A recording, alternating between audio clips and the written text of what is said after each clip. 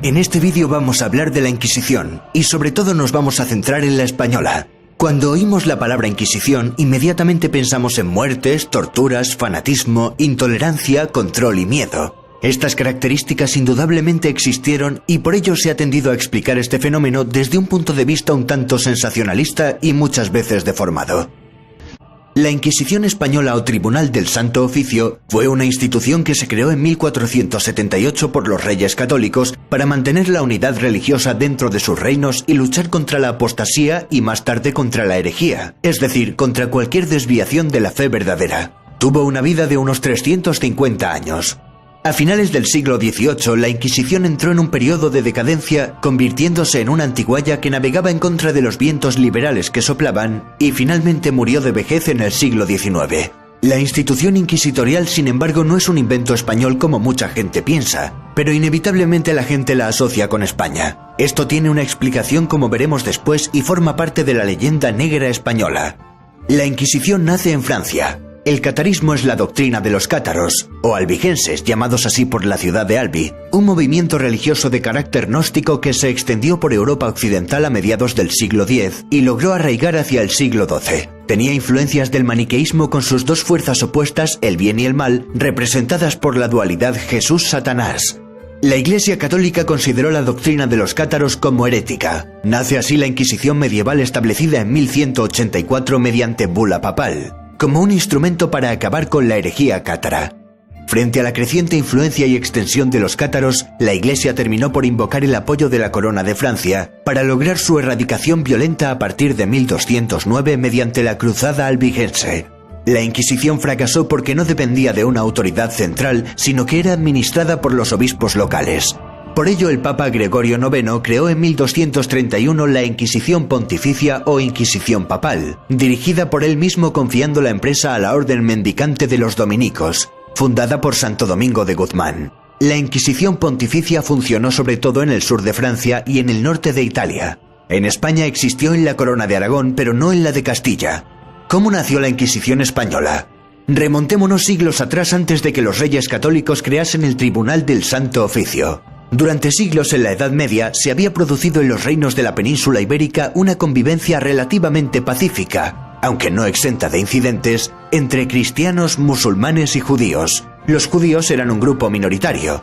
A finales del siglo XIV hubo en algunos lugares de España una ola de violencia antijudía debido a las envidias que despertaban. Los judíos sirvieron como chivo expiatorio para canalizar el descontento de una sociedad que pasaba hambre y veía con celo cómo la clase judía prosperaba, entre otras cosas con el comercio y los préstamos con interés. Fueron especialmente cruentas las matanzas del año 1391 en ciudades como Sevilla, Valencia, Barcelona o Córdoba. Por ello, durante el siglo XV se va a producir una conversión forzosa de estos al cristianismo para escapar de la muerte. Los cristianos viejos, los de toda la vida, sospecharon que muchas de estas conversiones no eran sinceras. Para descubrir y acabar con los falsos conversos, los reyes católicos decidieron que se introdujera la Inquisición en Castilla y el Papa dio su consentimiento en 1478 mediante la promulgación de una bula. Años más tarde la institución también se estableció en la Corona de Aragón. El primer auto de fe se celebró en Sevilla en 1481, donde fueron quemadas 6 personas en la hoguera. La máquina inquisitorial se puso a rodar con fuerza.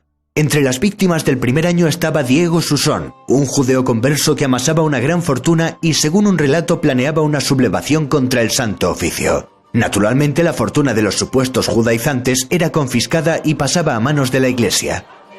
¿Qué eran los autos de fe?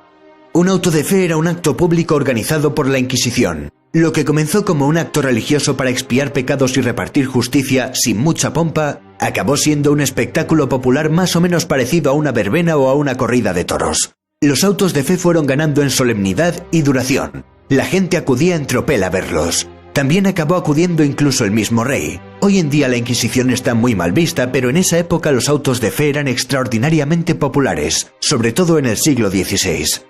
En realidad no se ejecutaba a nadie en el acto en sí, sino que los condenados a muerte que comparecían ataviados con el tradicional San Benito eran entregados al brazo secular encargados de ejecutar la sentencia en un lugar cercano por la tarde o la noche, sin teatralidad ceremonial y sin la presencia de las autoridades. Eran montados sobre asnos y conducidos al fuego. Los que lograban escapar de la hoguera por haber huido o haber muerto durante los interrogatorios eran quemados en efigie, es decir, a través de un muñeco del tamaño de un ser humano que los representaba. Conforme iban aumentando el número de inquisidores, se hizo necesaria la designación de un inquisidor general para la corona de Castilla y Aragón que coordinase la actuación del organismo. En 1483 se nombró para este cargo al dominico Fray Tomás de Torquemada. Con la creación de este puesto se centralizaba la dirección del Santo Oficio en una persona. El nombramiento correspondía al Papa, aunque eran los reyes en la práctica quienes proponían el nombre. El problema de los judíos no se arregló con la Inquisición, sino más bien se agravó. Finalmente, en 1492, los reyes católicos decretaron la expulsión de los judíos de España mediante el Edicto de Granada con la finalidad, según el decreto, de impedir que siguieran influyendo en los judeoconversos que abrazaron el cristianismo, llamados cristianos nuevos. Otros países de Europa como Francia e Inglaterra habían realizado expulsiones parecidas. Las razones no solo fueron religiosas. También hubo un intento de restablecer el orden social. Se les dio un plazo a los judíos y se les permitió emigrar prácticamente con la totalidad de sus posesiones. Los reyes dejarían de ingresar los tributos de esta minoría. Aunque la pérdida más dramática fue el capital humano, a los judíos también se les permitió convertirse a la fe católica si no querían abandonar. Más o menos la mitad abandonaron. Unos 50.000 judíos según las fuentes más fiables. A los judeoconversos se les llamó marranos. Muchos de ellos seguían practicando su religión de manera clandestina.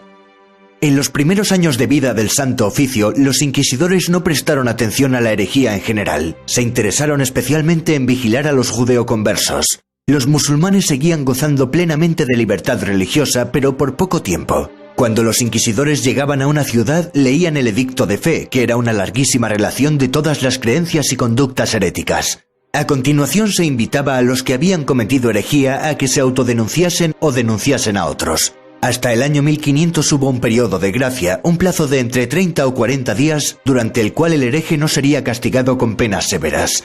Con un pago en metálico bastaba. Miles de conversos se presentaron voluntariamente ante los inquisidores. Algunos ni siquiera practicaban su religión en secreto. El miedo les podía. Más tarde se iniciaría una dura persecución de los conversos que no se habían acogido a los periodos de gracia, iniciándose un auténtico terror colectivo.